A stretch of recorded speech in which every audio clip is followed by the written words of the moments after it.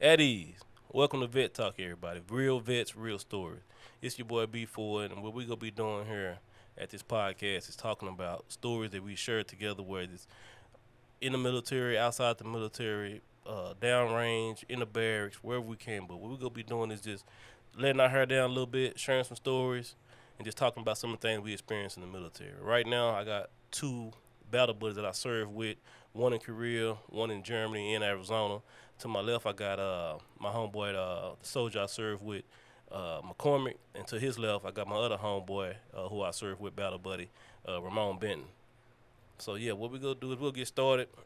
I'm gonna go dive into this a little bit, and what we first gonna talk about is my first question to you gentlemen is what made you guys join United States Army? We can start off with you, Ty. Thank you for having me, first of all, B.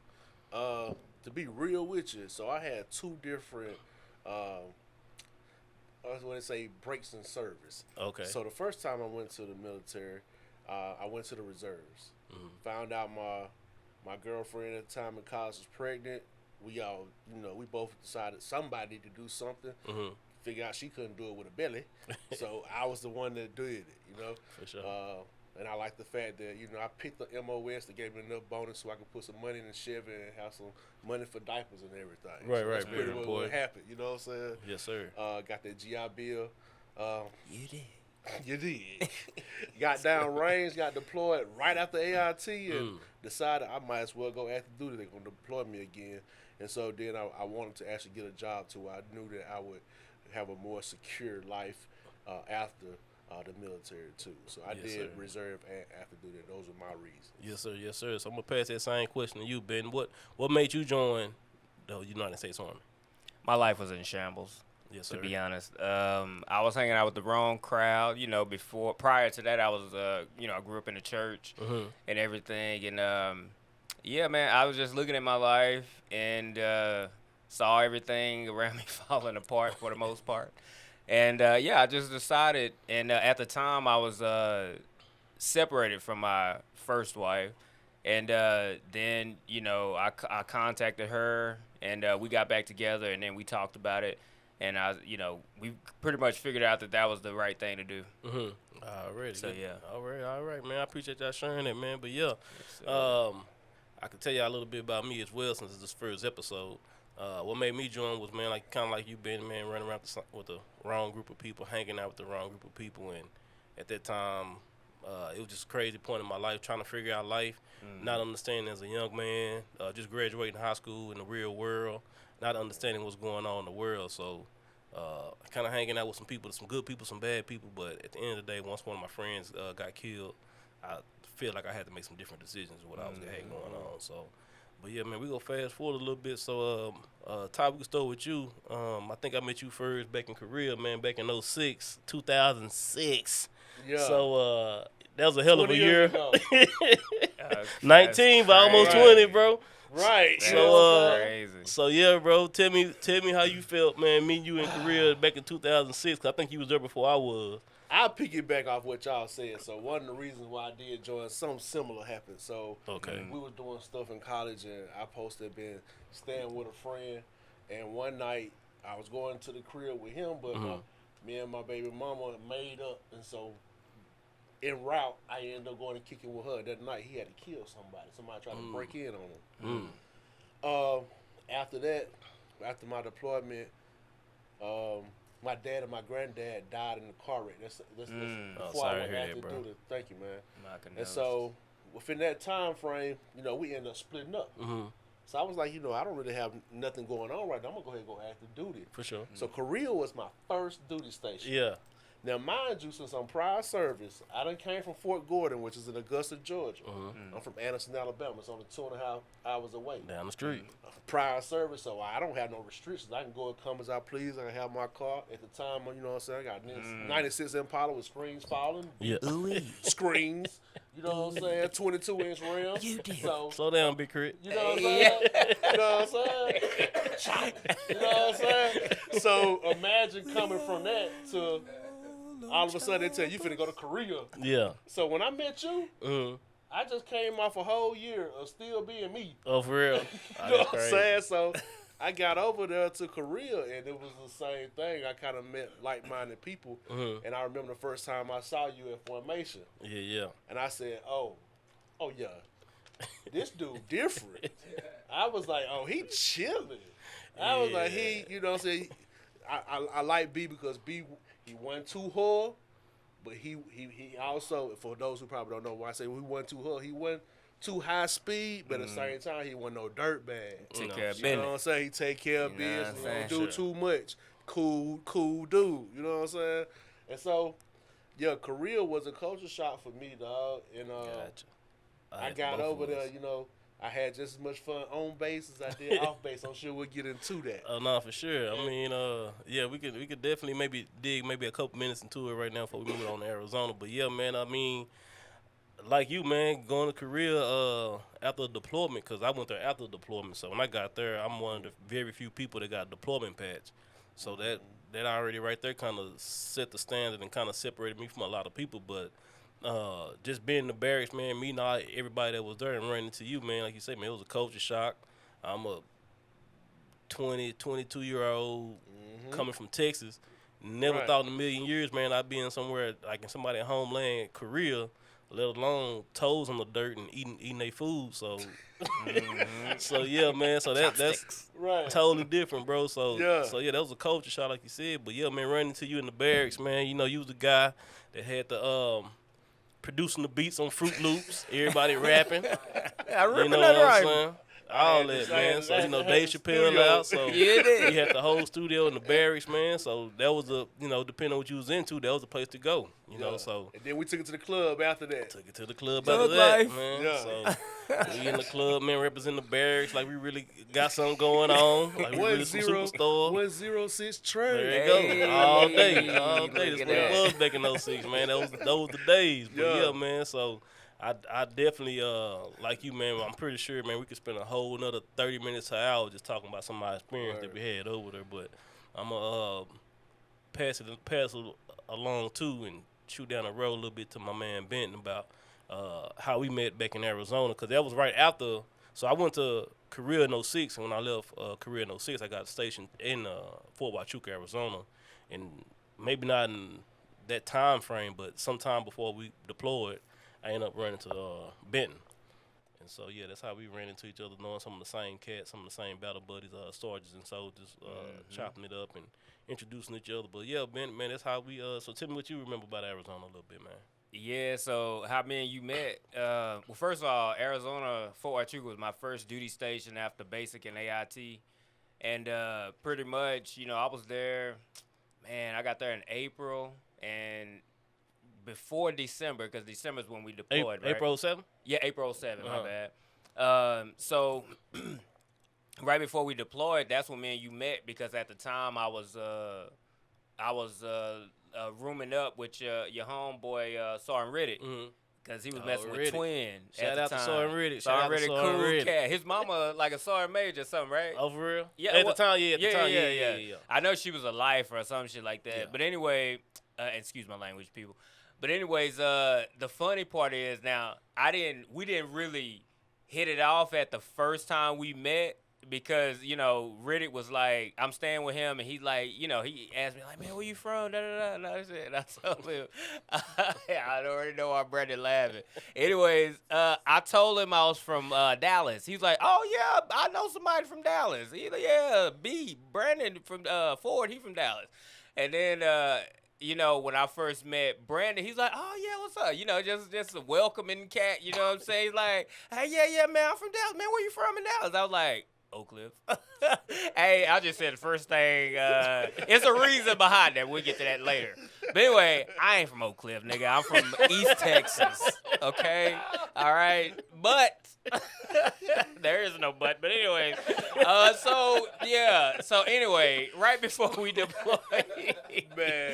right before we deployed, we became even closer, because he even knew some of my friends, you know what I mean, that I was cool with in my company. I was Bravo company when I first got there, and then before we deployed, it was a unit called 69th Signal Battalion, or 69th Signal Battalion, and everybody in that battalion had our MOS. And from the first sergeant, I think the only person that didn't have Caper Dog, my bad. Talk about us, can't talk without us. Yeah, Yes, you know what I'm saying? 25 lean. The Yes, dirt sir. bags. No, I'm kidding. Yeah. Now, but anyway, ain't nothing but blacks and Mexicans. But anyway, no, I'm kidding. But anyway, so yeah, they sent me to that unit. We deployed. I went to Camp Arab John Kuwait, which everybody who's been in the military, y'all know that's a vacation. But hold on, I don't mean to cut you. Let's What's slow up? down before we get to that deployment. Okay. Let's just kind of get into Arizona a little bit, because in Yeah. Arizona, man, I'm pretty sure we got some of the same people, like you said, some of the people we circled around with. Yeah. So like I'm okay, saying, like, I'll put it this way. I can't speak on a lot of the things that happened because it's a lot of craziness. But some of the same people that we knew, and I'm talking about we tight with those people. You know what I'm saying? So they kind of like it just bonded us, right? Yeah, because you got to realize at And, that time, by Arizona being your first duty station, that was at that time probably my third or fourth. I'm coming off almost a deployment ahead. So us being in Arizona at that time, we looking at the military two different ways. Yeah, for sure. Yeah. What's going on? I'm looking like I already know what's going on. I already know the game right now. So, and that's the thing. Even though I'm a little older than him, and this is on a different spectrum also. He's a little bit more mature than I am. But especially like when I got into the military, like he said, he already knew the game. I'm all locked up and everything. Like parade arrest, and everybody was like, "Hey, calm down, soldier." Like, Eddie, I don't told even worry you about when it. I saw him, I was like, He I cool gotta learn people. from him. He was cool people. You know what I'm saying? But anyway, eventually, yeah, we all deployed, and after deployment, and I know we'll get to that. Everybody was either PCM. Is it PCS? Yeah, PCSing, or we was like going to our other duty stations or getting out the military. And pretty much me and him were PCSing to the same place in Germany. but didn't know it. Yeah, and didn't even know it. Yeah, didn't know it. And the Because crazy you gotta realize part, at that time, I didn't mean to cut you off, No, but you at that good. time,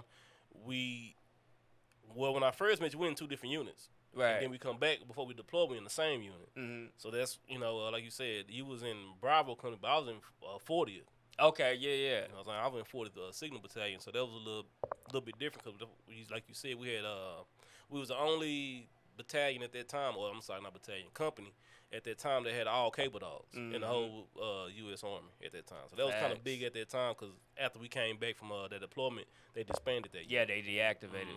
Yep. So yeah, man. So we can move forward to the deployments, like you said, For from Arizona. We did get deployed together at the same, say, battalion, brigade or whatever. So we was at the same time. You went to Arizona, I went to Bagram, and I also went to Kandahar, which is some different stories in itself. All three of those. But yeah, but just to kind of move on to the next subject, what was your deployment experience like? It was a vacation. I ain't gonna lie. We had civilian clothes after 5. We had swimming pools. We was drinking Monster drinks. That was the first time I ever heard about that shit. But anyway, I mean, it was cool, man. I ain't gonna lie. We didn't hear no mortars and stuff. Serious? I swear to God, bro, we didn't hear no mortars, no nothing. But I came back to when we got back to Fort Huachuca, everybody's like, man, they was shooting at us and stuff. Like, word. They're like, what? Bro. Like, dang, nigga, like we was sleeping. I heard of that. Can I tell you my experience? Yeah, I what's seen up, that Ted? on a movie one time. So you was in Bagram Air Base, right? Yeah, for my second We deployment. built Bagram Air Base. Oh, wow, that's Oh, crazy. shit. I was 926 engineers off of Green Springs Highway in Birmingham, Alabama. That was my reserve unit. I was a carpentry and masonry specialist. Like I told y'all, I went my Military. 10,000 You put was in my on it. Chevy. So I was, What? I had That's already what's been up. doing roofing, so I was a carpentry and masonry specialist. Gotcha. Okay. Dog. It wasn't no pool. When we was over there, I apologize. we had a rock quarry. Got We 10. had to tear down the old prison, rebuild it. It was still Russian ships, Russian planes and stuff over I there. seen the planes and the Disney tanks. Lane. We built Disney Lane where that bazaar is at. All the food runs go to Kandahar. We the one made the routes for that. Oh, that's crazy. The MWR, the Dragon that was there. Yeah. We built that. All the That's B huts on crazy. 25th ID was there. I was there with I Tim stayed in Mountain. some B huts. We built all of That's that crazy, 2003. So I'm gonna to give you a backstory. When I told y'all, how I joined. Yeah. My baby mom was like, "You out here living crazy. You might as well be doing that." Right. So I'm doing what I used to do, and I'm watching the TV. So I'm thinking whatever I'm doing is why I'm seeing these buildings blow up. This is 9/11. Right. And so I'm like, yo, this is a good movie. You know what I'm saying? So, lo and behold, my dumb butt went and signed up shortly after, found out it wasn't a movie. You know what I'm saying? So that's how I ended up embargoing. But I didn't see the type of stuff you talking about. So we got our R&R. You know, your R&R. Exactly. Yeah, same thing. Same thing. Like that. But, dog, that's crazy. Yeah, because he didn't really push forward.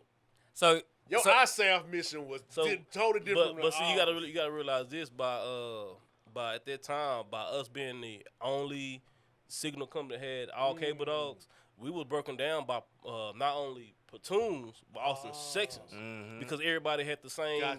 We had an E6, corporal soldiers behind that, so we support the whole theater when we was there. Gotcha. So I didn't go signal until I went active. So when I went active, then I went signal. What was your MOS before? So when I was 21, I was 51 Bravo. I was carpentry major specialist. I was combat engineer. Oh, okay, yeah. You know y'all I scored a 91 on the ASFAB, and I went there and said I want to lay bricks and build houses or some shit. Like 91. You could have went almost in mine. Hey, that's what I'm saying. My dad said, "Is you crazy?" I was like, "I'm finna get $10,000 bonus. I'm finna Hell no, that's how they got your ass. And box Chevy with 415s on them twumps. Hell no. Them TJs gone real tax free, right? Taxes hit me. Yeah. And then they don't tell you. See, this is some game for y'all. So they don't tell you when you get your bonus back in the day. You thought you gonna get that whole thing, but you don't get. You get half of it when you graduate, basic. Then it's taxed, and then you get another amount when you get ready to, you know what I'm saying? I ain't gonna lie, I got all mine up front. I was in Kuwait. Man, but he talking about different. You talking about a re-up, and he talking about my bad. Yeah, I finna switch chairs. My bad. hey, I came to Kuwait. I went overseas like the Europeans came over here. It was already built. This better had a bonus that came in pools with what you call them turbans on and all that stuff like that. But no, we was still, we still in greens. Right. You know what I'm saying? We still in BDUs, jungle boots. You know what I'm saying? When I joined, they had that gray stuff. See? Yeah, ACU. Yeah. See, we was still cheating. We was still shining boots with candle wax. Yeah. Cause see, when I don't even know, we never shine boots. Cause I realized, I don't know about y'all, but I went to Iraq and Afghanistan. So when I joined, it was still BDU. So when I went to Iraq, we had DCUs, the brown joints. We had those right there, Desert Storm. So those ones I came in with. So we had those when I went to Iraq. So just even Iraq and Afghanistan, them two totally different stories in itself. You know what I'm saying? So big difference, bro. So yeah, it was at ease, everybody. We back from the latrine break to finish talking to my fellow co-hosts, my guest today, picking up where we left off from the deployment to talking about the local nationals. So yeah, McCormick, what's your question about interacting with local nationals? Okay, so I want to know the difference because like I told you, my unit when we got over there, we was building everything, so it was kind of more established by the time y'all got there. For sure. When I first got there, we had local nationals that was hustling. We had local nationals that was doing their job. Yeah. Then we had local nationals that were sketchy. Gotcha. So all of them. Right. So one of our first missions was to build the airstrip. So we're building the airstrip. We had local nationals working with us. And we talking about Bagram? Yeah, Bagram Air Base in Afghanistan. So at Bagram Air Base in Afghanistan, we had a rock quarry that we ran. We was laying the airstrip. We also built all the roads there. The local national that worked with us on the airstrip, they was trying to get on a plane and get up out of there. Oh, wow, that's crazy. So Lil Johnny had a Nike shoebox with money. He was saying, "Put me in your duffel bag." Yeah. Oh, wow. We had the B huts we was building, and I was like, "Hey, man, these dudes got a lot of energy. What they doing?" You know what I'm saying? So come to find out, the same way they was, we would, people from the country would dip skull, or, you know what I'm saying, have to chewing tobacco, whatever. These boys was chewing opium plants. Oh, wow. So the opium big I didn't know it. The opium big over there. And they so had an opium field. That's where we get it from. And they blowing big. Yeah. So that was the first time I introduced the hash. Gotcha. So so we called ourselves the Boo Boo Fango boys. So you know what I'm saying. So you heat it up a little bit, crumble it, put it in a black and mild, go to the porta potty. Hey, you know what I'm saying. Get your smoke on. Right. So. And you know what I'm saying? They selling DVDs. Yep. Yeah, the got- boom boom, Man. boom boom, Yep. The Yep. boom Everybody got boom some- boom. The bazaar boom boom. Hey. So we got the bazaars that first started and stuff like that. But also we was rebuilding the prisons. Yep. So if we building the prisons, you know, you got them playing the Barney song, so they don't know where they at. They playing the Barney song on repeat. I love you, I'm lost. you love me. Gotcha. They Throw them off. these boys is getting in shape, bro. Mm. They frog hopping over each other for exercise. Mhm. They blindfolded. We out here can't stand the heat, and they up here exercising. So I want to get y'all boys take on. Did you realize at the early age? Because I'm in my early 20s, just like y'all, and I'm like, I done survived the projects. I done survived, you know what I'm saying, the country. But I ain't realized it's the same thing over here. No, for sure. You know what I'm saying? So like I say, you gotta realize by the time I got to Afghanistan, that's my second deployment. So I'm already used to a lot of that stuff from Iraq. Right. So while you saying you at Bagram when I went to Afghanistan, that's the first place I go. So I seen the prison, I seen the roads. Were they still clearing landmines you got up? Because that's another big Now thing. they wasn't clearing landmines, but I remember some We of the cleared areas them. where you on certain parts of the road and you in Bagram sheesh. and they like, hey, Yeah. minefield up ahead, and it's Yeah. like they got them spots to where it's one car going in and one car you gotta take turns going back and Right. forth through the landmine. So yeah, I do remember that. So me being a country boy, you know what I did? What's that? I said, you know what? I ain't getting blowed up. I'm going to watch these kids. Mm-hmm. I grew up in the country. We know I'm following you Send to the go Gophers. to go pick these plums. Right. So you Hell know no. this trail better than anybody. Mm-hmm. So you know where to go without getting blown up. So whenever I need to go duck off and go get some DVDs, I need to go get, you know what I'm saying? Right. Get my fingers boo-boo. Gotcha. You know what I'm saying? I'm seeing where you going. I ain't trying to take no pictures, but that's another thing. People taking pictures by the old airplanes that the Russians had. You know, they had the war with Russia over there. So people taking pictures of that and stuff. Next to that, they blowing up. That's the first time I seen somebody blowed up. Yeah, dog. see, it's crazy. See, when I got to Bagram, let's just say, Special Forces had a compound down the road There you go. where they had better food. Man, what you talking about? Man, So- they them boys playing video games. They on the phone. No, for sure. All that. So they had Oh, better food. shit. So so I had this up on my civilian truck where at night, where the evening child, we would I'll tell a couple of my soldiers, hey man, y'all wanna go get some better food? They'd be like, yeah. So we were getting that up on my truck, hit the gate, and we'll be going down to the Special Forces compound. And so going through that route to the Special Forces compound, you had to go through the town. Yeah. And also, when you came on the other side of town, they had a compound to where they still had a lot of those tanks and planes in the security area. But you can see them from the road from Russia. When you doing the food runs. The whole Iraq or Afghanistan Russia war. Yeah. So yeah, that's what man. That shit's still there from this time right now. Quiet as kept back then when you talking about like when the sun go down. Oh man. So we was building all the B huts without saying too much. 25th ID was there with us. From Hawaii. 10th Mountain from Hawaii. Mm-hmm. They had the baddies. Yeah. And Okay. all the B huts need was to make a going movie. red when it got dark. Jesus. I got You know what I'm saying? you. Yeah. The connexes for the AFEs is right by there. I know about them. The NWR tent I'm is so right lost. next to it. I know about them as well. So I'm gonna get you found. Cause All right. If it's late at night and you want to go make a call to call home, Yeah. you gotta go to NWR tent. Yeah. When you Okay. come out the NWR tent, you'll get that late night food with the special forces there. Get you some 12 lobster, o'clock. get some crab legs. What? Yeah, So- crab so- legs and steak. Man, I'm- what you talking So I'm about? gonna tell you this.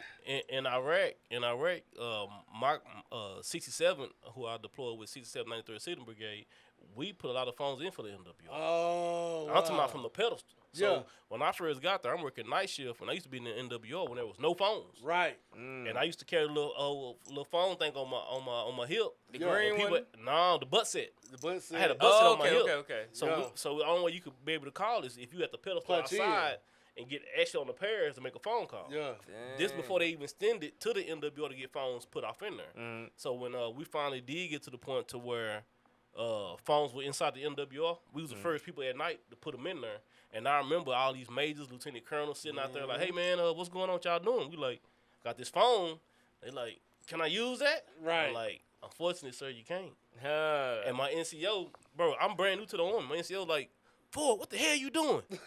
Man, you in there talking to me, you supposed to be working. And Yeah. I'm like, hey, so I'm like, talking to the lieutenant colonel and stuff like that, trying me to use the phone. He said, "Tell me, hell no, you can't use the phone. We trying to get it set up." Man, I kid you not, bro. Part of my 3rd week in Iraq, we troubleshooting phone lines.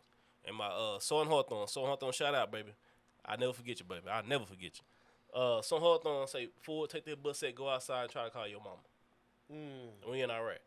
And I'm like, bro, this shit sound crazy as hell. My man calling my mama from halfway across the world in Afghanistan. You don't know nothing about no phone system, you know what I'm saying? Right. Go outside, get my bus set, hook up on the purse, man. Try to call. This number you trying to disconnect. I'm like, man, this ain't working. I'm like, get the radio. Hey, son, Hawthorne, this ain't working. Try it again. Use your phone card. No, I'm on the bus set. I ain't got no phone card. You can't dial. Okay, gotcha. You're limited with numbers. So on the bus set, I hook it up again. This number you call not disconnected. He come over there do something. Forward. Try it again. All right, son, Hawthorne, who? Try it again. What? Match. I'm like, bro, I'm not about to call. My mama about to pick up, bro. She's not about to pick up this phone. I'm like, man, this Afghanistan dude about to pick this damn phone. My mama about to pick. Hello? What? Wow. Hey, I'm in the middle of the NWO with a bus set on the phone cable. And everybody looking. When I said hello, when I tell you the whole NWO, bro, everybody in there turned and shifted their direction at me. He was like, I heard so Hunt on the phone. Did she pick up? I'm like, What? yeah, bro, she picked up. That's crazy. She picked up, bro. He like, man, say something to her. You got 2 minutes to hang up. So I, tell her, hey, I'm good, yada yada yada. Yeah, I hang up. dope. And he's like, bring your ass outside. So now I gotta wrap it up. And now all these lieutenant colonels and majors and all these officers hiring people like, hey man, I need to use that phone, soldier. Yeah. And I'm like, ooh, this about to get tricky. Line. Cause I'm brand new, so I'm on like a PFC PV2. And the lieutenant colonel telling me, hey man, I need to use that bus set. And I'm like, hey, so you gotta come in here, bro, cause Hey, they know I I don't got know this what work. to do right now, bro. So yeah, bro. So and kind of fast forward to your to the question you had about the local nationals. Now we move forward to Afghanistan. I'm corporal. I got my own platoon now. One of my duties is other than running fiber cable and all this other stuff in Afghanistan. One of my jobs is too. I got to go every morning and pick up 30 to 60 local nationals. I got to sign them in because they building barracks for us. Yep. So yeah, bro. So it's it's 60 people. I got a Humvee, and they got like 2-3 cars, and they hanging off the side, hanging on top, on the Hummer. I mean on the hood and everything else. And I got one interpreter, bro. Right. That's why I counted my first IED. God. So did you ever have that happen? No. So my company, we never both times we never encountered IED. Okay, so I was working the rock quarry, so I was picking them up to work at the rock quarry to get the we was busting down the prison, we were building the airstrip. When I tell you they had 8-year-old little boys with blocks on them quarter-ton trucks, and they were driving them trucks like grown men. No, for sure, I believe it. You know what I'm saying? We had one of them trucks blow up on us. Damn. And I was a touring gunner at the time. I'm 249, I'm on top. And yeah, man, my hip still messed up. Damn, bro. Yeah. Now see, you asked me if we encountered any IEDs. No, because that's usually when you driving and patrolling or something like that. So no, we didn't. But I was at Kandahar when they had the prison break. 700 people got out. See, 2007, 2008. Because I did the 15-month deployment. We did the 15-month deployment coming out of Arizona. I was like 18. Nah, it was 15. Was it? Yeah. Well, I was still in E-Tay War. Okay. I was in Korea. But now we did a 15-month coming from. So I did a 13-month in Iraq and did a 15-month in Afghanistan. Then I got out and did 2 more contracting. Okay. But back to Afghanistan. Now I was there in Kandahar when they had a prison break when the dude slammed a truck into the wall and blew it up and 600 people got out. And I tell you, after that day, bro, probably about 3 or 4 days later, if you was in Kandahar around that time, bro, it was 4th of July, day and night.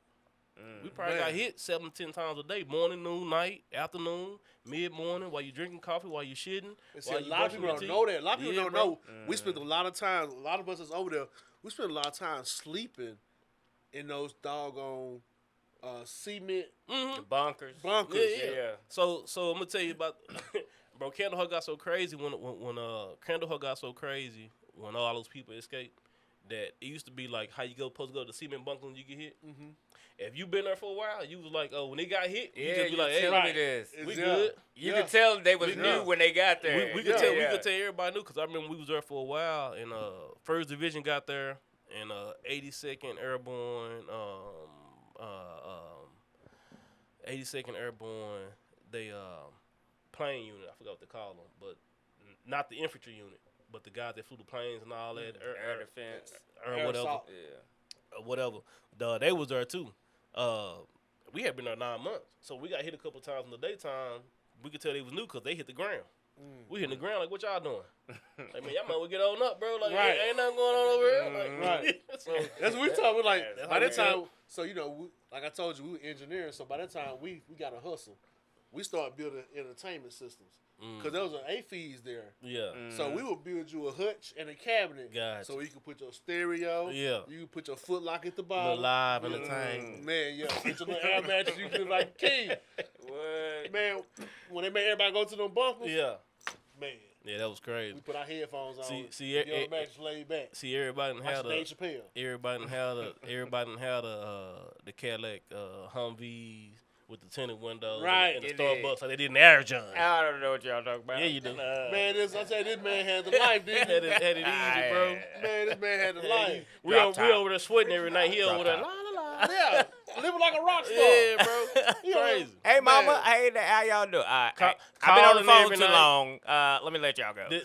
His only worry every night was, do I got enough minutes on my calling card? Hey, So let me 100%. ask y'all Get your something. ass out. Let me Am I ask y'all eating it something. zone 6 or zone 1? Yeah, I'm Right. just. So let me ask y'all something. I want to ask you something. So, at that time, even though we dealing with PTSD, PTSD, but we don't realize it. We in an altered environment, but at the same time, trying to figure out when you call home, Mhm. what were your talks like? Did you explain what you were going through? Because I know I didn't. I was just so happy to hear from somebody that I was just have a regular conversation. So at that time for me, before we get into that question, man, let's take another small break and we'll come back to it. get Hydration into formation. it. And so give us a couple minutes, everybody. We'll be right back. Okay. Welcome back, everybody. This is Vet Talk with B.Ford again. We're about to finish our conversation. McCormick, what was your question again, brother? So my question was, during deployment, we all get ready to transition to going to another duty station, but at the same time, I'm sure those conversations when you had the first communication, like you were saying, Right. were special. Did you realize during those conversations where you were really at and what you were going through when you was talking to your family members and loved ones? Ben, I'm gonna let you answer that first because I feel like mine might be a little longer, a little deeper, so I'm gonna let you answer that first. All right, so the first answer is no. My parents, I talked to my parents when I first got there. I did talk to my kids, but as far as like realizing where I was, I mean, honestly, man, I'm not gonna lie. Kuwait was just like a laid back deployment. Right. You know what I'm saying? I'm not gonna sugarcoat it. I'm not gonna be all Like another duty station almost. just a yeah, different yeah, country. pretty Yeah, much. Like, and pretty much, it was so laid back. You know what I mean? Like I said before, we had like civilian clothes after 5. We had swimming pools and stuff like that. We didn't really hear about mortars. We did have like threat levels and all that stuff where they like locked the whole base down and stuff Right. like that. But other than that, man, just talking to my family and stuff like that. I was just like, yeah, I'm good. I'm here. We do like video calls. I think Skype was a thing back then. Right. And then talking to my kids, I'm not gonna lie, like I got a little emotional there, but that was just being away from my kids. You know what I mean? But yeah, as far as like it being like a crazy type duty station with like mortars and stuff, I don't be 100%. Anybody ever been to Camp Air John? Use a damn lie. If you said that it was hard, that shit was fun. Air Jordan. Thank you, Air John. Air Jordan. You were in the flyest duty station possible. Hey, 100%. And I was hip desk. Midnight child. Hey, what?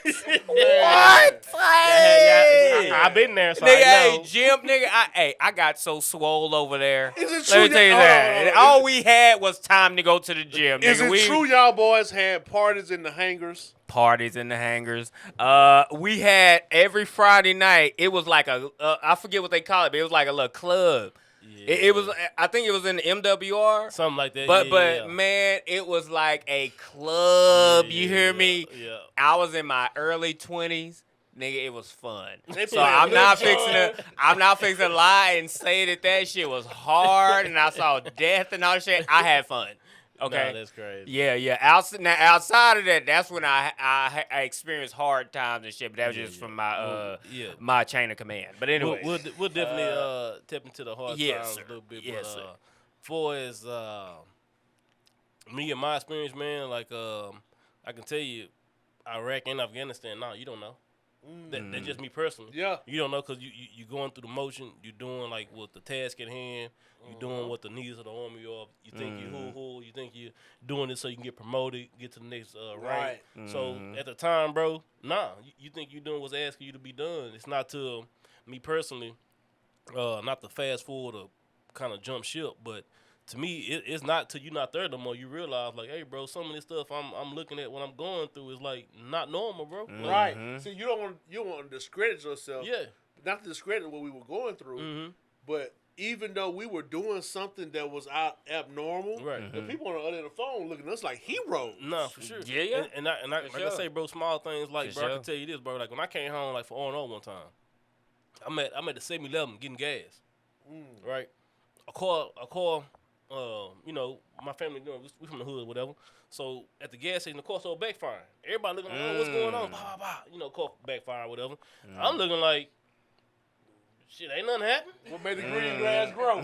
You know, so I'm like, Normal day. you know, exactly, bro. So it's like, you know, then you know, you realize later on, like, your attitude changed a little bit. You know, you realize things maybe agitate you more than what they should be. You know, so it's small things, bro, that slowly start climbing that ladder, and you realize, like, hey, bro, like, I might not be the same person I once was as, you know, say prior to.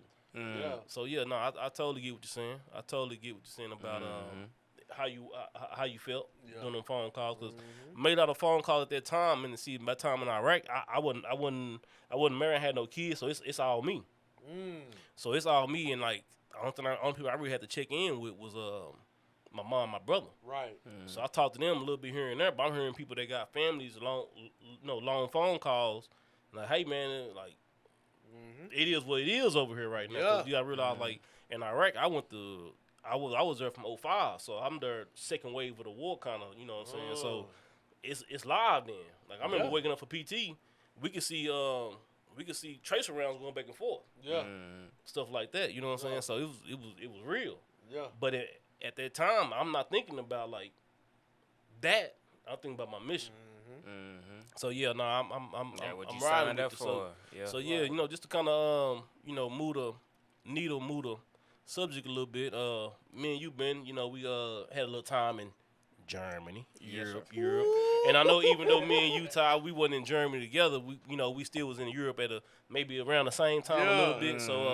So let's move, man. Let's move the needle a little bit and kind of get out these deployment stories and talk about maybe Europe and Germany a little bit. So let me start with you, Ben, because I know, man, you got some stories together about Europe, and then we'll circle back to Ty and see what he got going. Party Central, man. Let me tell you something. Look, Every place you been party central. yes, everyone, even the Floridas. But anyways, hey, but yeah, you know, Germany, man. Germany changed my life, right? How so? I mean, which aspect you talking about? You tell me. That's what All I'm right. saying. You said it changed your life, so explain to me how. as far as how I understand women, I put it that way, because I was dating an Iranian chick, and she was like that quote unquote that it chick everybody wanted to go party with and all this stuff. And just a backstory, or a short backstory behind that, is like, if you think about it, in Iran they couldn't do a lot. So when she got to Germany at 16, she was just like free and wanted to be, you know, I guess what you would say in America, liberal. She wanted to just be like just free and spread her wings, wear hot pants and all this stuff. So for me, you know what I mean, like going out with her and a lot that taught me a lot about how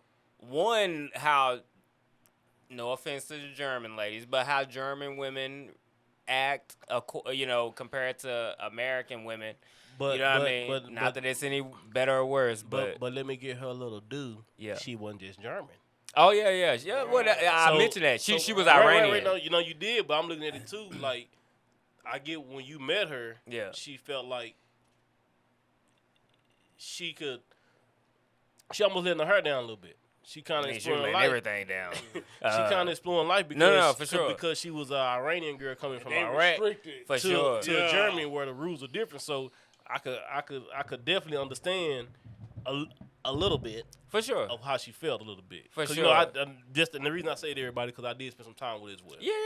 Yeah. Brandon and me, Brandon, my girl, her friends, our her guy friends and everything. Like we were like damn near when Brandon would come around because Brandon he wasn't a part of our clique per se, but everybody fucked with Brandon. They was like, "That's that guy," you know what I'm saying? Like, yeah. But because like we were stationed in Stuttgart, For sure. but I was always in Augsburg. 2 hours away. Where, every Friday. Hey Ray, what you goddammit. doing? You staying here in Stuttgart? No. Hey, One Augsburg. Hey, what did I have packed before formation? Hey, before My formation, bro, bags. and Hey. this man, this dude would come at lunch. Lunch. So remember, we get an hour and a half. Oh, he out at the chop. No, He hour out and a at the half, chop. bro. I already know. Hour He and a out half. at the chop. This man showered, packing his bags. Ready to Hey. go. Friday formation. Soon as safety briefing over, I'm out. Hey, I'm out, Hey, nigga. hey, sometimes I don't even see him on Friday formation. Hey, sometimes I don't see him on Monday formation. Big. Hey, sorry, I had a flat tire. I had a flat tire. I ain't gonna be able to make it. Man, you gonna get your drunk ass up. 100%. Hey, look, I would wake up at 3 a.m. and leave Augsburg to make it on time to formation. You dig? But yeah, like 100%, man. Like it was to me, it was just like a party. I'm not gonna lie. Like the military, So, it was German fun. was that thing. So okay. We talking about yours, so let's kind of get maybe Let's kind of get maybe Tie it all in? a little timeline. Right? Yeah. Okay, So- okay. You're going to And tie I it don't all mean to in. put his business out here, but he already know. We You already know. good? So when Yeah. he first get there, he in the situation. Yes. Yeah. I was married. There you Yeah. Hey, I'll put it out Yeah. there. I don't Yeah, give a shit. no, I'm I'm write a saying, book. Tie it all So- in. go. So all of a sudden, let's say To my second wife, by the way. so let's but say anyways. what 3 to 5 months in, my man's like One. There you go. Okay, I'm being generous. I'm trying to be generous. Hey, He being nice. Hey, you didn't go to see them. he come telling me, and like I say, like He didn't go to CIF yet. hey, we had a connection because we kind of got the German around the same time. Yeah. And at the same time too, we don't really know nobody, so we kind of like got the because we came from the same blue station prior. Yeah. So we kind of sharing stories with each other. You know what I'm saying? Yeah. So he come telling me, "Hey man, I don't think this gonna work." I'm like, Knowing she already- you said, I don't think it is either. No, this the thing. I don't really know him. I don't know her. Yeah, we're learning each other. okay, Like yeah, we're I don't getting know to her. know each other. Right. Like so she came Yeah. with a daughter, everything. So he Oh. come to work telling me, "Hey, at home, X, Y, and Z." And Yeah. I'm like, Wait. No, she was gonna bring her daughters, but her daughter was in high school. okay. She left everybody back in the States. Gotcha. But she had a house and all that shit. Right, Yeah, right. it was an older So chick. So he Yeah, he come to work telling me Yeah, X, Y, man. and Z. You dick. Hey, he's Anyway. a wild boy. And I He's a wild and I boy. don't really know him, right? And so I don't know what really, by me kind of being like German, probably my third or fourth duty station at this time. So I don't really know what to tell him. Besides, I'm just getting to know him from Arizona. Right. Yeah. So when he come telling me this stuff, I'm like, bro, I don't know what to tell you. Yeah. This I ain't dude have here- no help. This dude here go fishing around, finding something, and figure out something.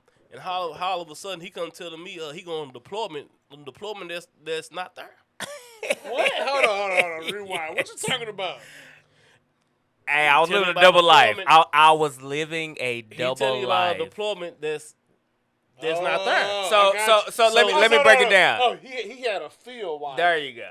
No, You have a field wife? No. This dude had a wife, but what happened was he trying to figure out a way to kind of Have a field balance. wife. No. You know. Oh, all right, let me break it down. He's trying to get her back to the States. All right, so pretty much. He done Listen, wife. so Now by you get the what I'm time I finally got my wife to convince to come to Germany, because mind you, she was older than me. She was like 12 years my senior. Oh, wow. Yeah, she like 52 now, something like that. Had it be. Yeah, she still got a fat. Had it be? Anyway, No, yeah. she wasn't chicken cooking. She wasn't chicken for the bears, was she? Nah. Hey, I was winning. There go my race. So the thing is like, eventually, I kept telling her like, hey, if you don't come to Germany, then like it's over type shit. And I'm thinking like she just gonna give up, but she gave in. No, she always. You dig? And I'm like, oh fuck! By now I already met somebody. She You know what I'm mows it saying? on over. Yeah, she Right. came on in. She said, boy, I'm mature. Yeah, I'm hey, come but over here. look, so she came on to Germany, right? So I'm gonna fast forward. So by the time by the time she got there, I was already fucking with this Iranian chick, Oh, Mariam, right? And pretty much what I would do is I would spend like a weekend with my girl and just tell Mary like I'm deployed. I'm not, yeah. But listen, but now hear the whole story though. That's not the part I'm talking about. But listen. So when I would come back to and I would tell Mary like, hey, I'm on deployment, so I can't see you right now. Field wife. But listen. You gotta let them finish. But then when I would tell Mary like I'm deployed and shit, I would come back. I would tell her like, yeah, hey, they letting us come back from deployment and shit. And I'm thinking like she don't know shit about the U.S. Army and shit. But she had American friends and she had fucking German friends who knew. You know what I'm saying? So she eventually found out, but that's besides the point. So I was telling her like, all right, I'm deployed, so I can't come. So I can see you like next weekend and shit like that. But then on the weekends that I would be with her, I would tell my wife, I'm on funeral detail. I'm part of the color guard. Okay, so hey, all y'all viewers and listeners, the ones that's been prior service, you probably know, but for the people who haven't, let's break down the definition of a field wife. There you go. But I get what you're saying. He made up the field. No. That's what I'm saying. You not getting. We need to stop. All right. Hey everybody, let's take a quick break real quick. We get right back into this story. Yeah, we definitely got to. All right, everybody, welcome back. We're back from the latrine break again. So Benton, I know you was telling us about your story about you and your significant others in Europe. Yes. So we're gonna let you finish that up, man. Go ahead. All right, so pretty much, you know what I mean. I had my wife there. I eventually convinced her to come over to Germany. She didn't want to at first. But by that time, when I finally convinced her, because at first she was like, no, I'm not doing it. But by that time, you know, I'm just playing the role. I got her to come over. I had a girlfriend in Germany. Okay? So pretty much Which when is Mary. Which was Mary. Yes, Mary. Well, they call her Mariam. Well, you gonna say Mary. Yeah. Oh, yeah, we call her Mary. But anyways, by the time I got her to come over, I was already in lust with this one chick.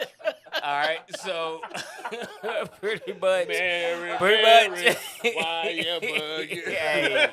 Hey, 100%. But anyways, so by the time I got her to come over, I was already, you know, dealing with this one chick. And so pretty much I concocted a story. I think that's what the people say, right? I'm not gonna say what type of people they are. Audible. Caucasian. Audible. Yes. You cut audible. Okay.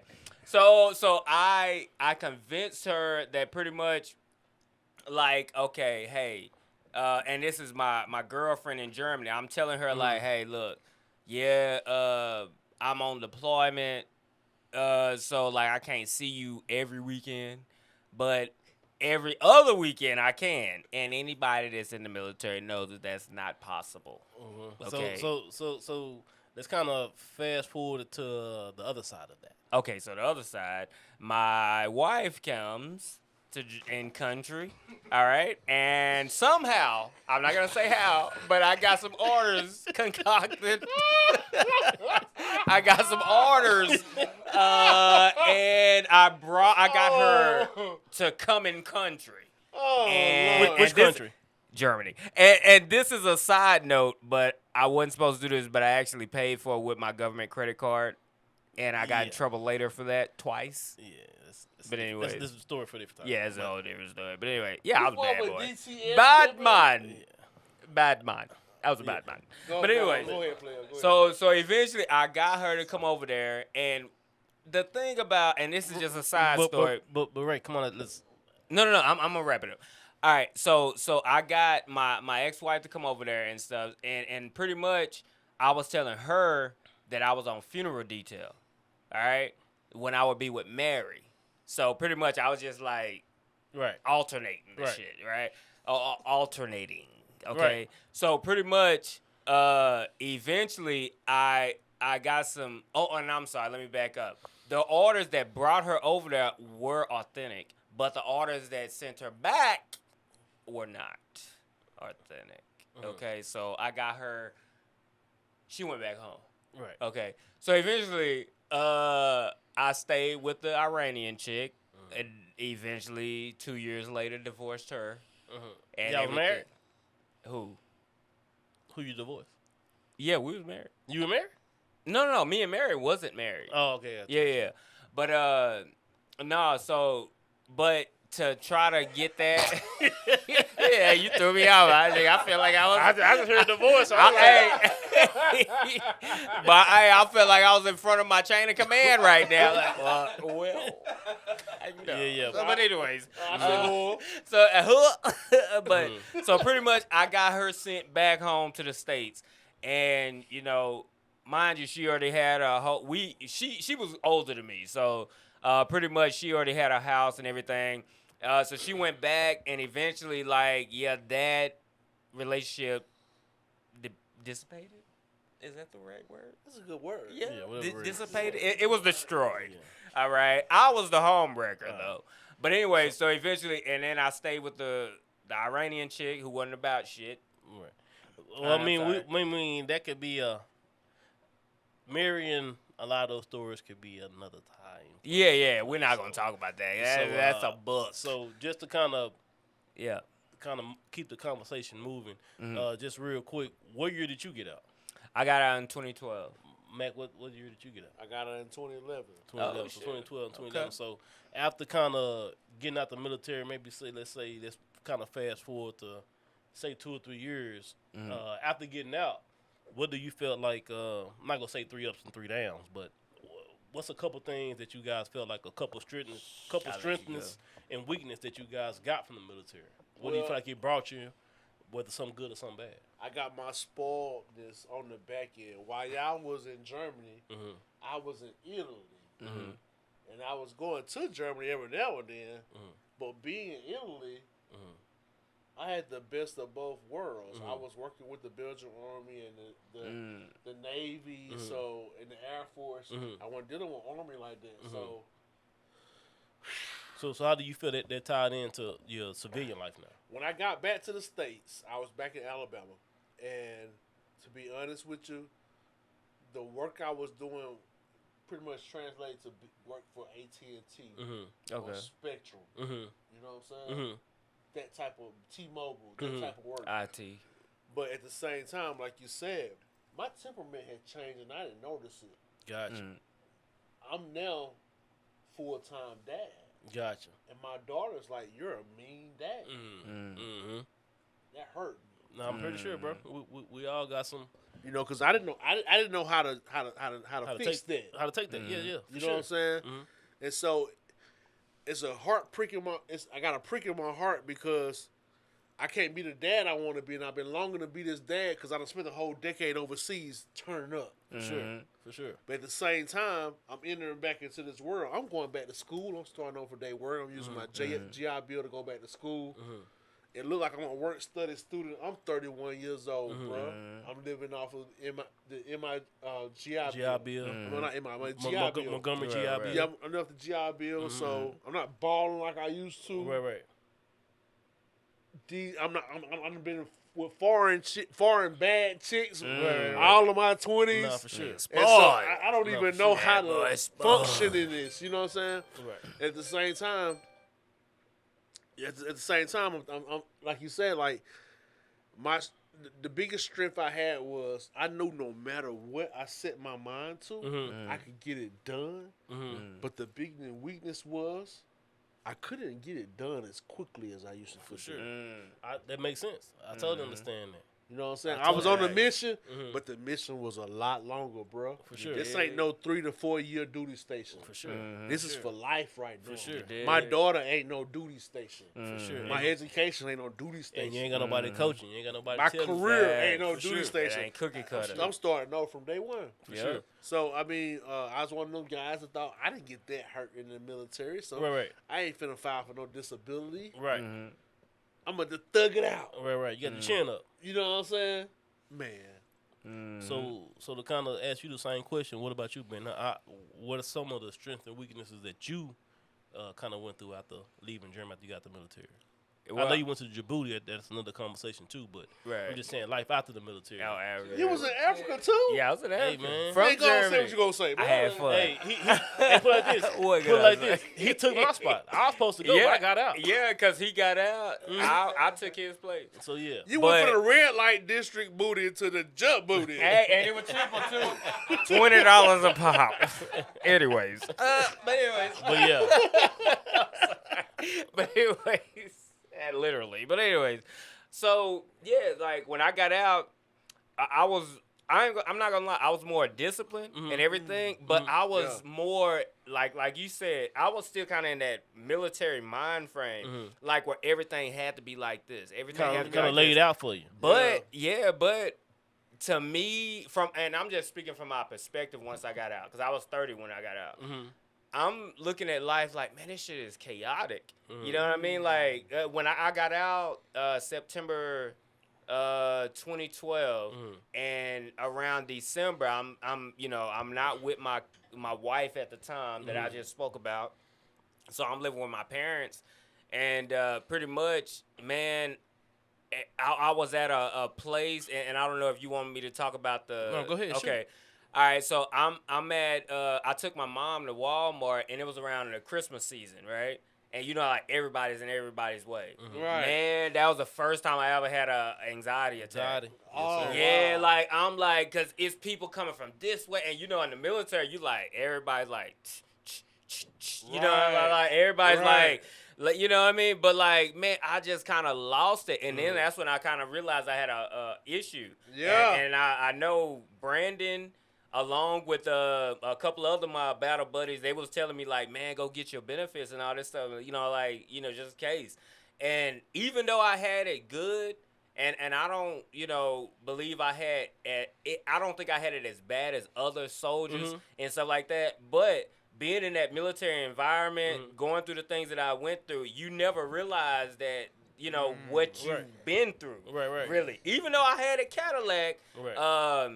I suffered from depression, anxiety, and I will say that, like I said before, the depression perhaps was probably from like me, you know, giving up on the military, like not being in there, and then not getting the help on this side. Right, you for know what sure. I mean?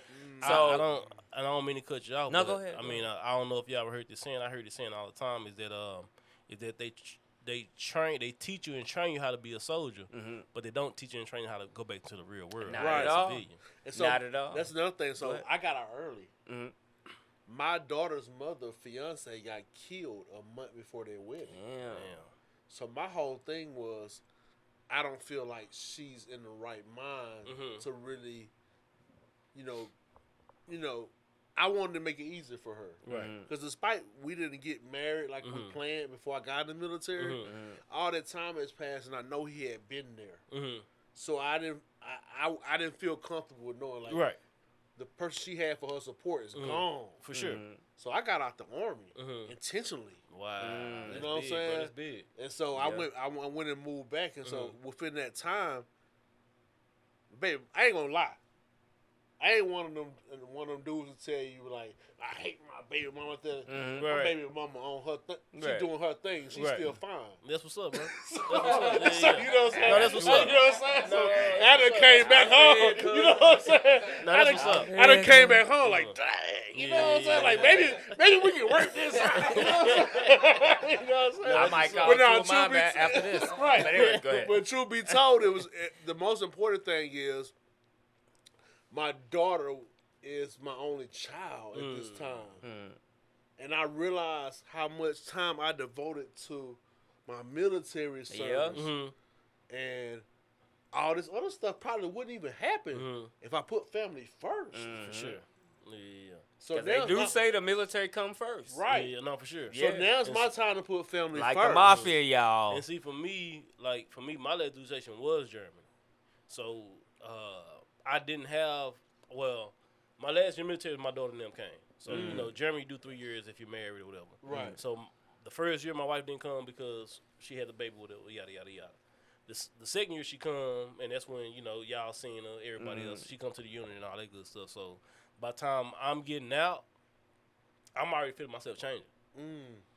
I'm already feeling myself changing before I even get out. Like that last year, like 2010, 2011, I'm already feeling myself changing, not knowing that I got into some trouble and I'm about to get out. So when I get out, man, it's like, I got a mixture of both things. I got this anxiety, pissed off, whatever, if you want to say PTSD, which is I have been declared for, but I got all this stuff built up, rambling around inside of me, not even knowing that. You know what I'm saying? So when I get out, man, it's a lot of things I think I'm doing it just, to me, is normal, but to my family, it's not normal. Right. You know what I'm saying? Right. So it's like, I got to try to figure this out, and I can't figure it out. I can't figure it out. It's like, man, I'm up here, and my lady tell me sometimes, man, you get mad about the smallest thing. When I'm like, hey, what's small to you is not small to me. Right. It's life or death to us. It's life or death. You know, it's something that I've been critiqued on for almost 8 to 10 years already. So it's like, who's wrong? Right. I think the biggest thing is this, and I think it shows through us all sitting down. When you are in, your battle buddies have a bigger influence on your life. For sure. Facts. That bond is still there. For sure. But when you get out, we don't really know how to support each other through what we're going through the same way we're in. No, for sure. And I think that brotherhood, I'm glad we're doing this. No, for sure. Because that brotherhood. And that's why we doing it. That's why we doing it, Ty. That's why we doing it to this day because, man, as the dude behind the screen, the dude behind the scene, Pete, we was at work one day talking, man, and it's another guy that who we work with, Ed, and we had a conversation, and we just like, hey, man, like, why don't we talk about it? Yeah. Why don't we talk about it, man? Because sometimes just even talking about it, man, sometimes just getting off your heart, getting off your head, it's a reliever. It might not be the reliever that you need, say, long term, but just to kind of sit down with people, man, who you can relate to, know. Even if I didn't know you or if I did know you, just the conversations to know that, hey, I know you serve.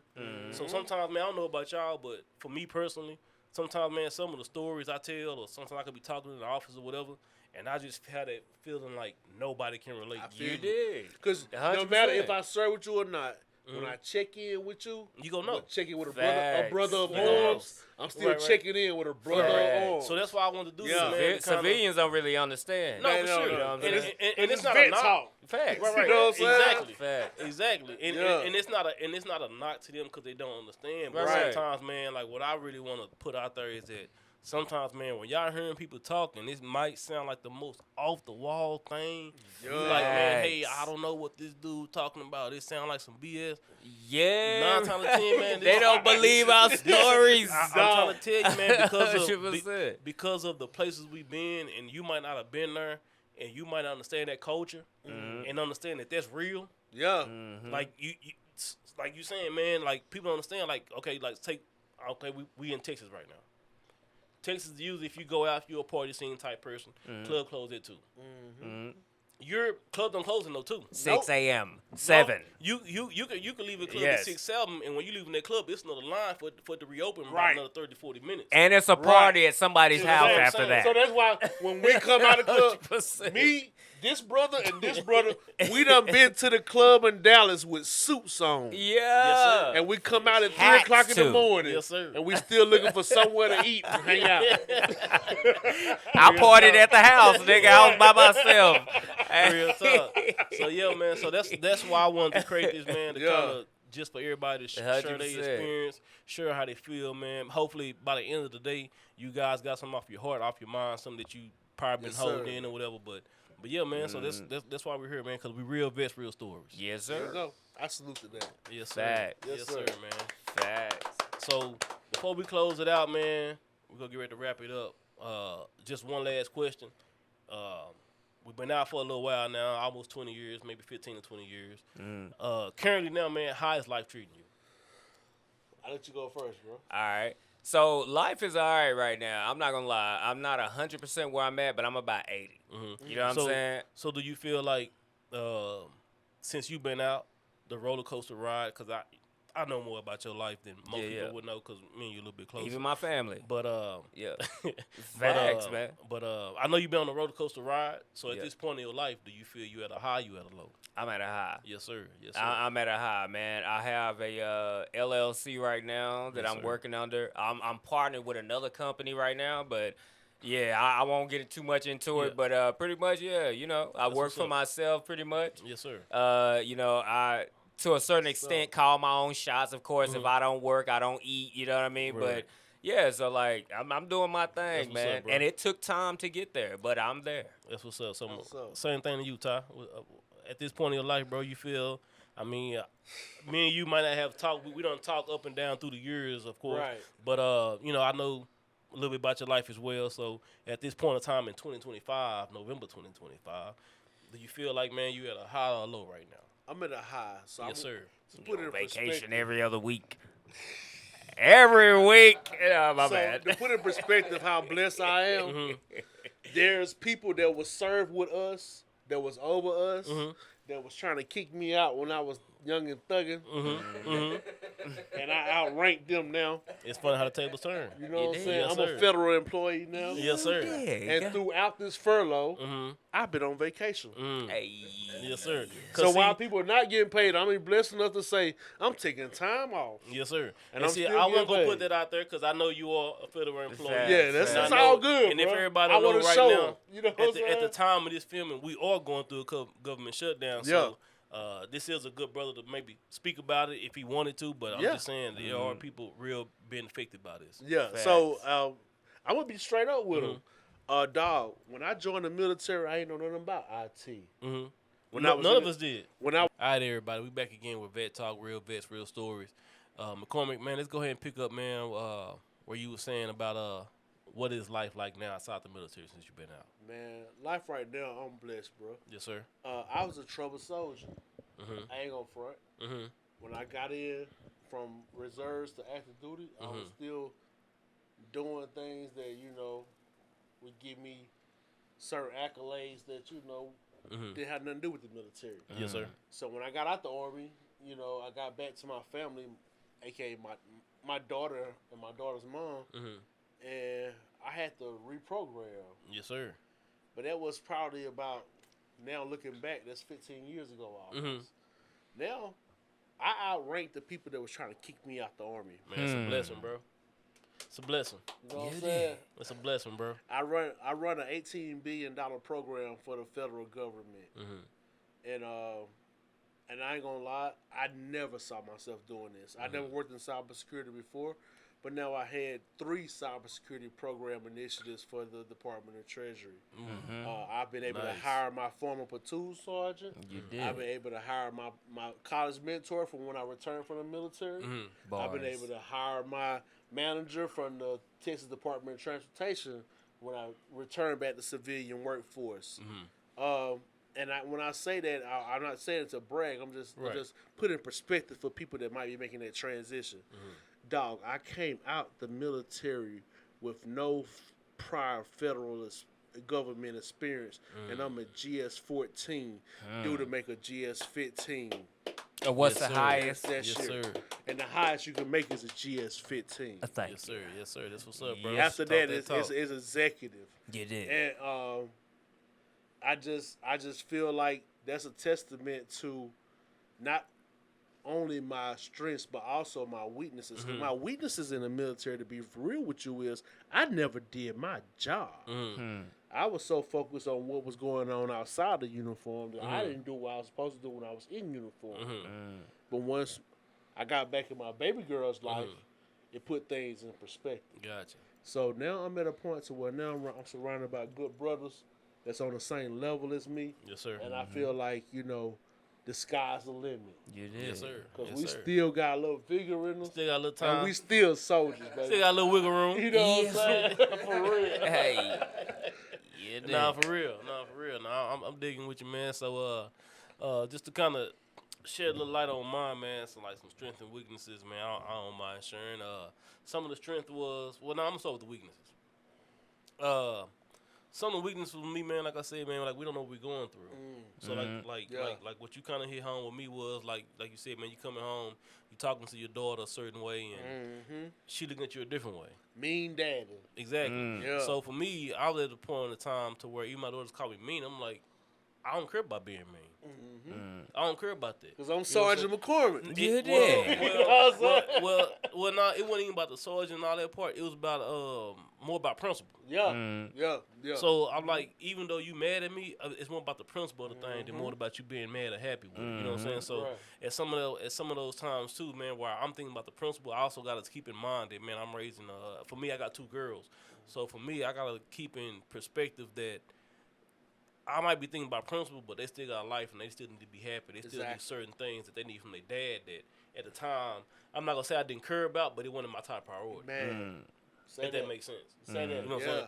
So Most yeah, definitely. man. So I when you said that earlier, man, that really hit home with me saying, about your daughters, because at the end of the day, that's what we doing it for, is our family. So Exactly. to come home, man, to do all this stuff for our family, come home and the one person you doing it for and telling you, nigga, I don't like you, Right. that hit you different, You wasn't doing it for me. You was Nah. doing it for them. right? For sure. It's my time now. But What in you your gonna mind, do? you thinking, X, Y, Yeah. and Z. So yeah, bro. So that kind of hit me a little different and kind of made me think about like, hey, man, like, what you really got going on, bro? Like what do you got going on? When I say what you got going on, I mean internally. You know what I'm saying? Because I felt like I was doing it for them, but to get the resistance from them and like, nah, like, bro, we kind of almost, I ain't gonna say good without you, but you can go ahead and move around a little bit sometimes. You know what I'm saying? So no, I totally feel you on that, bro. You know did what I'm more bad than good if Indirectly. if you didn't know. Indirectly. Right. If you didn't know. Indirectly, you did more bad bro. than good. So yeah, I totally look at that as like one of my weaknesses, but at the same time too, I'm one of those people. I love to talk. I love to kind of tell people like what they say is with me is like you might get a bad expression the first time, but my thing is too, I'm still gonna come talk to you. Yeah. So my kids, you know what I'm saying, like they might experience that bad feeling at first, but I'm the type of person like later on a couple hours or the next morning I'm gonna come and explain to you and tell you why I felt like that. You know what I'm saying? So I just had that conversation to kind of get the hot air out the room, Right. so we can get on the same page a little bit. You know what I'm saying? That's what I was about to tell you. Like 15 years later, me and my daughter, that's my kicking buddy. No, for sure. We take trips. We go to concerts. fact. We go Oh, to I see. festivals, you know what Oh, I'm trust saying? me, I see. You know, that's my kicking buddy. You know what I'm saying? Hey. Nah, for sure. Hey, whoever try to marry her, they gonna have a hell of a job. Gotcha. Cause she's spoiled, dog. I swear to God. for sure. Hey, on So- some realness. So to kind of tell you about one of my weaknesses, cause like for me, man, I place my kids as the highest thing I got going on. So Yeah. that's if something ain't right with them, I gotta look at myself. You know Exactly. what I'm saying? So Facts. yeah, so that's one of my weaknesses. But some of my strengths, man, I felt like I got more discipline. I wasn't raised with a father, so for me. Unlike you, you said your father was there for you kind of a little bit. Yeah. I don't know how much He throughout was your a military military career, man too. You know what but I'm saying? Yeah. it seemed like, man, you kind of had a father figure to kind of lean back on when things got crazy. Even if you didn't talk to him all the time, you still had a backbone. It to helped kinda, me get back centered when I was going through what I was going through. Yeah, you're right. And see me, man, like love that. I didn't have that. So even in my military career, outside my military career, while I'm dealing with my wife, dealing with my mom, I'm like number one thing I tell my daughter is, hey man, every day I wake up, I'm figuring this out every day. Yeah. Yeah. I don't know the answers. Yeah. I'm figuring this out on the fly every day, giving you my best judgment, my best decision. Right. That's where I see fit. You know what I'm saying? Facts. So one of my strengths that I felt like was, man, is coming with the discipline. Discipline, the whole 15 minutes prior, be in the right place, right time, right uniform. Yes, Just the sir. small things, bro. To Yeah. me, the yes sir, no sir. Like people might not understand, but bro, just even the yes sir and no sir, that take you a long way. Right. Facts. That You take you early, a you long ain't way, on bro. time. Look, You could be wrong as hell, facts. but because you said yes sir, no sir, yes ma'am, no ma'am, facts. that changes a lot of things, bro. Man, So Can I say something? Yeah, though? go ahead. Listen, and y'all heard what my boy just said, what my guy just said, man. Look, I grew up with my father like McCormick, right? And the thing is, like a lot of cats try to use that as an excuse because they didn't have their father. We get it, you know what I'm saying? I don't know what it's like to not have my father, so I can't like 100% tell you like, hey, you should do this or feel this type of way. But man, my boy Brandon, man, he was that one in his family who switched the game up. Yes, sir. You dig what I'm saying? Yes, And and think about this. I grew up with my father, and I look up to him. Exactly. You dig what I'm saying? So you can't say like, oh, that's just Exactly. that's just like an excuse, and I ain't have my daddy and all this. Listen, my daddy was Right. there. He was hard on us, and all this. And some people may say it's both sides of the coin, and you can say like, okay, well, your daddy was hard on you, so that's a good thing. I looked at it like, man, that nigga was mean as fuck. But he was cool. Hey, Once you it realize was what cool. it was, he was Yeah, cool. but at the same time, man, my boy Brandon, man, he didn't have his pops like that. Yeah. He had his mama there. You know what I'm Yeah. saying? And yeah, he had I think you had like like your father figure, somewhat. Yeah. Kinda. I mean, later on before I joined the military, Yeah. so my mom ended up. That's how I actually got into the military. Okay. My mom ended up dating a drill sergeant when I was Okay. about a senior in high school. Oh, okay. I didn't So, know okay. that. I didn't know he yeah, was in the military. Yep. Okay. He was already on the recruitment. He was Dwayne Davis. Okay. That's his name, Sergeant Davis. He was sergeant first class going to a master at the time. Fact. He was dating my mom when he was recruiting. Told my mom, hey, I think your son should join the military. I'm like, man, I'm not trying to hear all that. I'm trying Right. to be Yeah, X, yeah. Y, Z. A few months later, things took a dramatically turn. Mm-hmm. Right. Some things happened. Friends end up dying, stuff like that, yada, yada, yada. Facts. So I'm like, hey, man, if this going on here, I felt like where I was at in my point of time, my life at that time, the streets was all right. Yeah. So Hey. I'm like, Exactly. On some if I can real. navigate this and kind of move around X, Y, and Z, then I can go to Iraq. You know what I'm Facts. saying? So a little while longer, I joined. To everybody that don't know, you got to take the ass valve. Facts. For me personally, I wasn't barely really, made it. I wasn't really trying to join, to be honest. So for me, when I first joined, take the ass valve. I don't know about y'all, how many times I took the ass valve. 3 but- times. Okay, 3. I took it one, but And I had to Okay. wait I'm a few so months. slow. So for me- look, I'm so smart but slow at the same time. When they told me 91, I thought, okay, I made an A. Because of the, Quickly explain what that is. So Okay. the ass valve is I it's an forgot. aptitude test. It's an aptitude test. It gives Yeah. you more than just one thing about. It gives you more than That science. gets you in the Yeah, army. It Gets you in the military. the closest thing that I seen to an ass valve test, and it's never on the SAT? It's not ACT. Well, I didn't do that. I didn't do nothing. Me neither. I didn't But make that the far. closest thing I Aight. seen to that on some level was an AT&T test.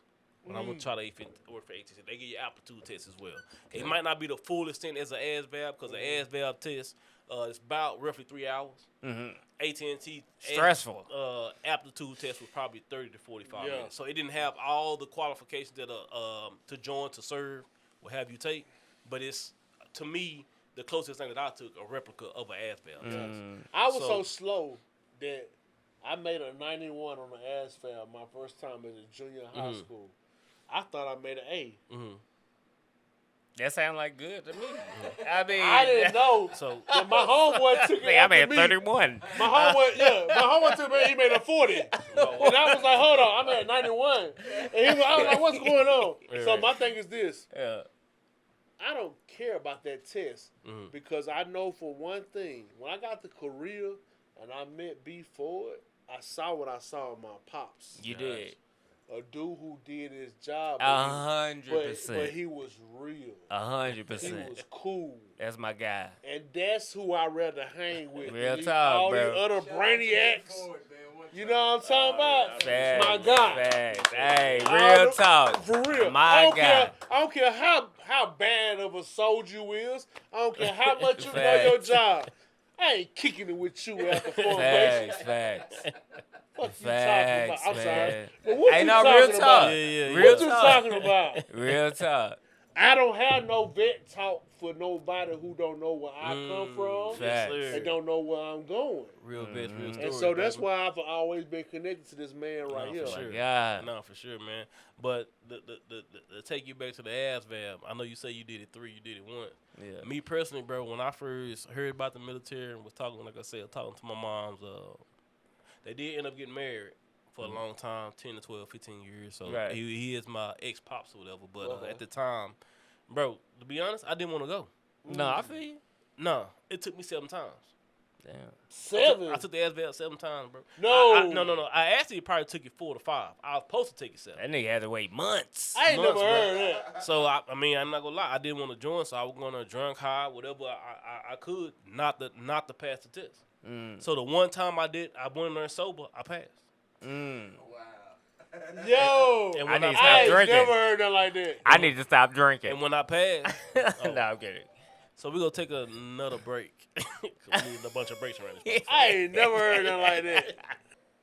All right, everybody, we back again with Vet Talk, real vets, real stories. What we kind of left off at was what our life is like now. As I was explaining before, we took a small intermittent break. I took the ass bath 7 times because I really didn't want to join. At the end of the day, man, I took it 7 times. Didn't really want to join in the beginning. Best decision of my life. Can't speak for y'all, but one of the best decisions that I made in my life. Kind of turned me into the man who I am today. For is just keeping my head on straight, some discipline that I never had. Not falling to the wrong groups, not falling for the wrong shit. So, man, at this point, man, I can't really say. I mean, I can look at all the bad stuff and the good stuff.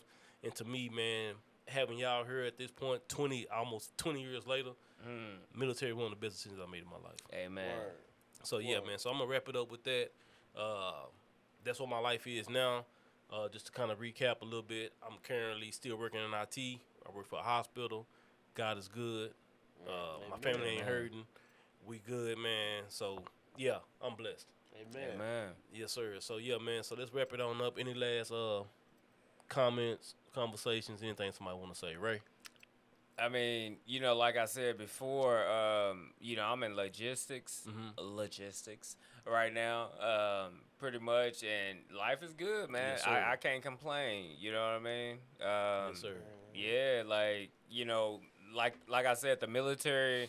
I mean, I was kind of early like that, but I learned it from my grandmother about being like kind of neat and all this stuff. But which is why I kind of fell into the military, perfect like that. But as far as like, what I learned and everything, the discipline and all that, man, hey, I wouldn't give that up for nothing. You know what I mean? Like that's really like.